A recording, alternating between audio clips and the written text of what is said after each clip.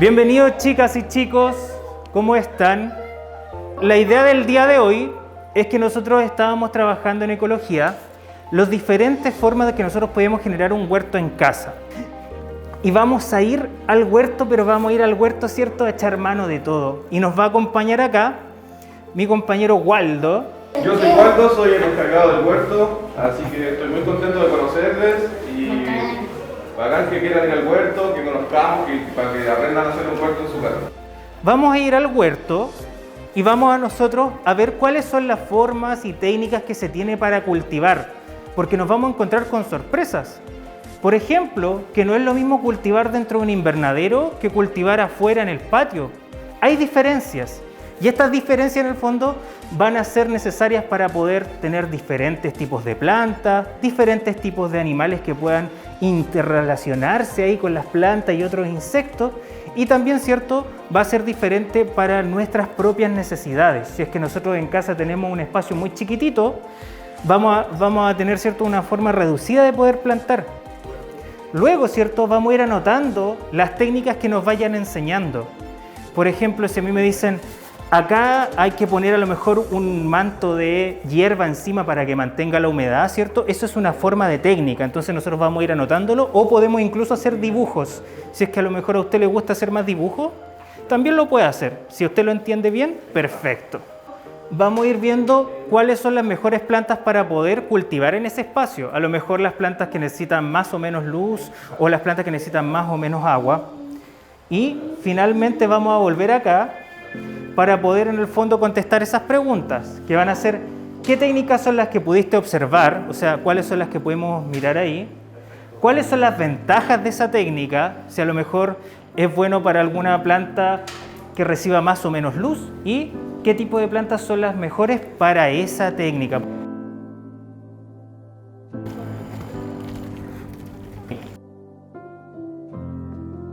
Waldo, ¿qué nos puedes contar? ¿Cuáles son algunas de las técnicas que nosotros podemos encontrar en nuestro huerto? Acá les vamos a mostrar un huerto en espiral.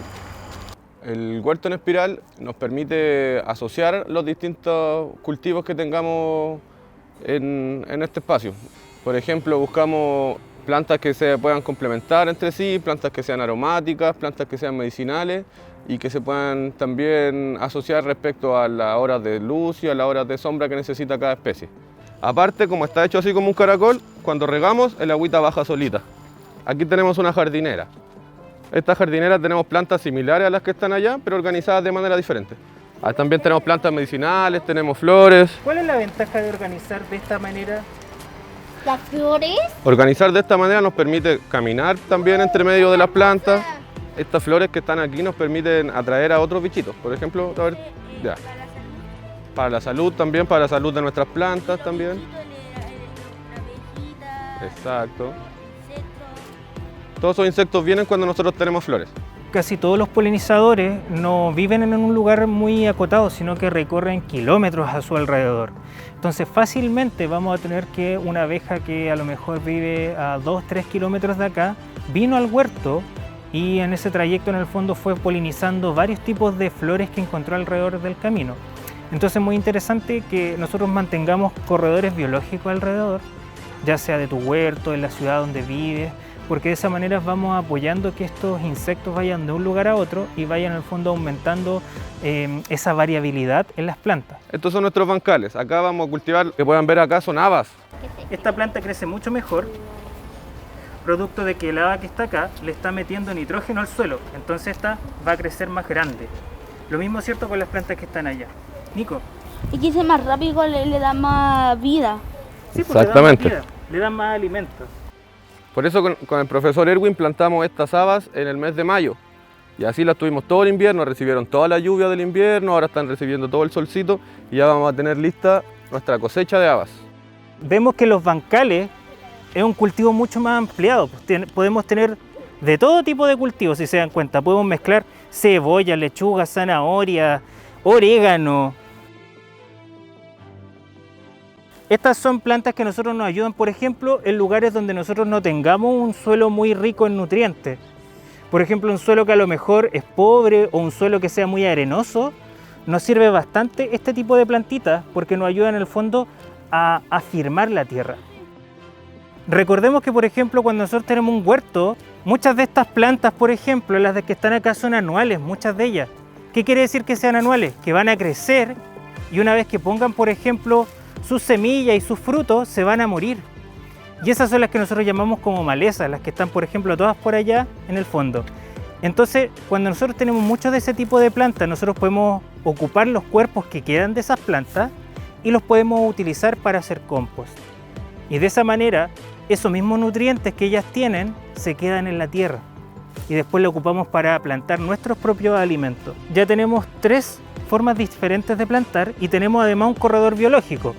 Para los que están en casa, ¿cierto? Los que quedaron ahí, el corredor biológico que tenemos acá ayuda, ¿cierto?, a que más especies animales y vegetales puedan interactuar con nuestro huerto. ¿Vamos al invernadero? Vamos a entrar al invernadero. Prepárense porque hace mucho calor, pero eso le gusta a nuestras plantitas. Así que ahora van entrando para apreciar el invernadero. Esos son cactus y suculentas. A ellas les gusta mucho el calor, entonces las tenemos ahí tomando solcito. En este costado de acá tenemos los almácigos, que son nuestras plantas bebés. ¿Quieren verlas? Miren. Estos eran semillas y ahí vienen creciendo. ¿Ves cómo crecen? Estos son ají. Recuerden ese nombre, se llaman almácigos. Sienten el calor que hace aquí adentro, ¿cierto? Sí, yo me ahogo. Sí, por eso les gusta a algunas de nuestras plantitas, por eso las tenemos aquí adentro. Ven que crecen mucho más rápido. Bueno, la principal diferencia que nosotros vamos a encontrar dentro de un invernadero es que al ser un espacio que está aislado del medio ambiente, no vamos a tener esa diversidad de insectos que comúnmente vamos a tener afuera. Por lo tanto, las plantas que ponemos dentro del invernadero, aparte de ser plantas que necesitan de condiciones especiales, también tenemos que considerar que sean plantas que no requieran de polinizadores. O sea, si van a necesitar de un polinizador, vamos a tener que nosotros mismos hacer ese trabajo manualmente. El invernadero nos proporciona bastante estabilidad para nuestras plantas, sobre todo para nuestros almácigos, así evitamos que les caiga lluvia, evitamos el exceso de sol y la temperatura se mantiene un poco estable. ¡Vamos todos para adentro! Ya llegamos hasta al interior de nuestra sala. ¿Cuáles son las técnicas que encontraron para que también las describan acá para sus compañeros? Me gustó el invernadero, me gustó porque tenía unas plantitas muy bonitas de ají y además la temperatura del invernadero hace que germinen más rápido las plantas y me gustaron los rayitos de sol. Yo identifiqué lavanda y lengua de vaca y la menta. ¿Por qué hicimos esto? Para que ustedes identifiquen cuál sería la mejor forma de tener un cultivo en casa.